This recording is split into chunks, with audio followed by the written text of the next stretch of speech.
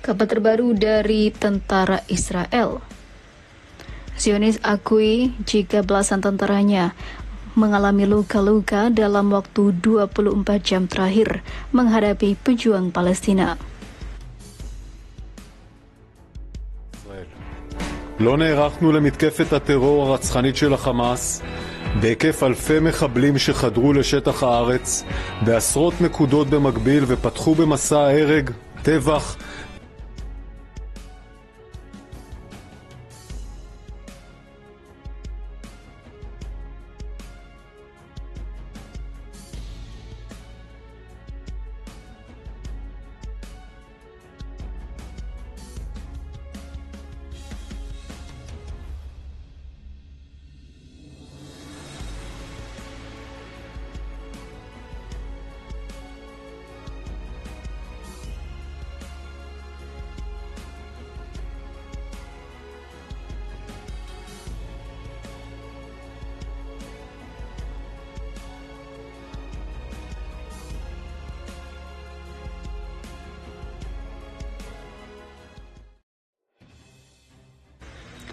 Militer Israel dalam pernyataan resminya mengakui bahwa belasan tentaranya telah cedera terluka, bahkan parah dalam 24 jam terakhir dalam pertempuran di jalur Gaza.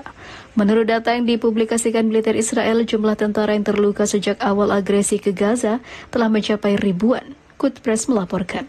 Namun di sisi lain, Hamas mengklaim jika banyak korban dari Israel yang tidak dipublikasi karena jumlahnya jauh lebih besar dari yang dikatakan oleh Israel. Sementara itu, data perlawanan Palestina menyebutkan jumlah tentara Israel yang tewas dalam perang Gaza lebih tinggi dari data resmi yang dikabarkan. Laporan perlawanan juga mengatakan para pejuangnya mampu meledakkan perangkat anti-personel di tengah kumpulan tentara Israel dan menyebabkan mereka tewas dan terluka di dekat Burj Al-Riyad, Tal Al-Hawa, barat daya kota Gaza. Anggota perlawanan di jalur Gaza juga berhasil menghantam tank Merkava 4 dengan bom darat di Tal Al-Hawa. Brigade Al-Qassam dalam pernyataan terpisah menyatakan anggotanya berhasil menargetkan 4 tank Merkava 4 dengan peluru Al-Yasin 105 di lingkungan Al-Sujaya sebelah timur kota Gaza.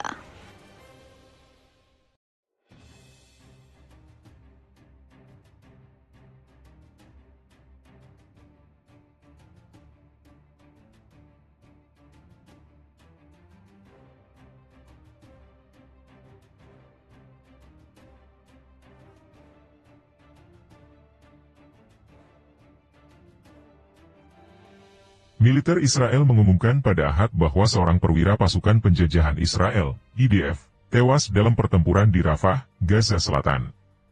Ini adalah komandan IDF kesekian yang tewas di jalur Gaza.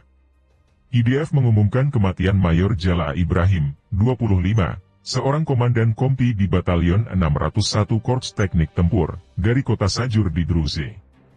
Kematiannya terjadi selama pertempuran sengit bahkan ketika para pejabat Israel memberi isyarat bahwa operasi militer di kota paling selatan jalur Gaza akan segera berakhir.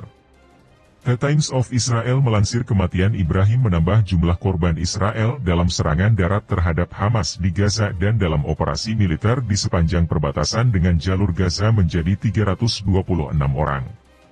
Juga pada hari Ahad, Komandan Batalion 52 Brigade Lapis Baja 401, Letkol Daniel Ella, terluka ringan dalam pertempuran di lingkungan Tel Sultan di Rafah, di tengah bentrokan dengan orang-orang bersenjata, kata militer.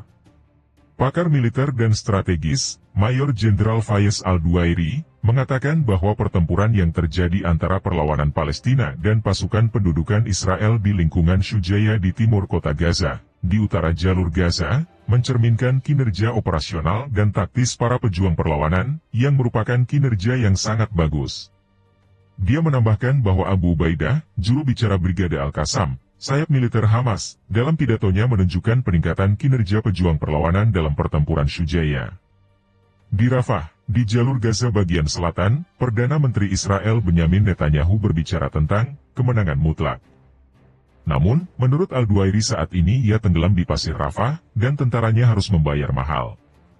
Al-Duairi mengatakan, dalam analisis situasi militer di Gaza, bahwa militer di Israel memberikan pendekatan yang berbeda dibandingkan para politisi, karena mereka telah menyatakan kesiapan mereka untuk menerima situasi saat ini dan kesepakatan apapun dengan perlawanan Palestina untuk menghentikan perang di jalur Gaza. The New York Times mengutip para pemimpin militer Israel yang mengatakan bahwa beberapa pemimpin ingin memulai gencatan senjata di Gaza, meskipun itu berarti Hamas akan tetap berkuasa untuk sementara. Pakar militer dan strategis tersebut mengatakan, kenyataan saat ini diwujudkan oleh Abu Ubaidah dalam pidatonya yang disiarkan di Al Jazeera. Dia menunjukkan bahwa pejuang perlawanan telah melawan pasukan pendudukan selama 9 bulan tanpa pasokan eksternal. Sementara tentara pendudukan terus menerima dukungan eksternal, namun mengatakan bahwa mereka kekurangan amunisi.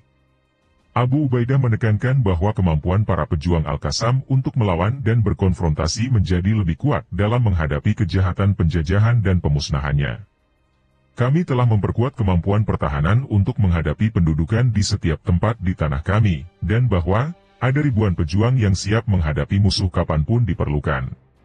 Al-Duairi juga menjelaskan bahwa fokus Abu Ubaidah dalam pidatonya tentang poros Netzarim di Gaza Tengah disebabkan oleh fakta bahwa poros ini memiliki tujuan politik yang jauh, menekankan bahwa tentara pendudukan Israel bermaksud untuk tetap berada di 3 wilayah di Gaza, poros Netzarim, poros Philadelphia, dan kawasan pertanian. Belakangan mereka terkena serangan para pejuang perlawanan yang akan memaksanya mundur dari kawasan tersebut. Dalam pidatonya, Abu Ubaidah mengancam pasukan pendudukan, dengan mengatakan bahwa poros Netzarim akan menjadi poros teror dan pembunuhan, dan musuh yang muncul dari poros tersebut akan dikalahkan.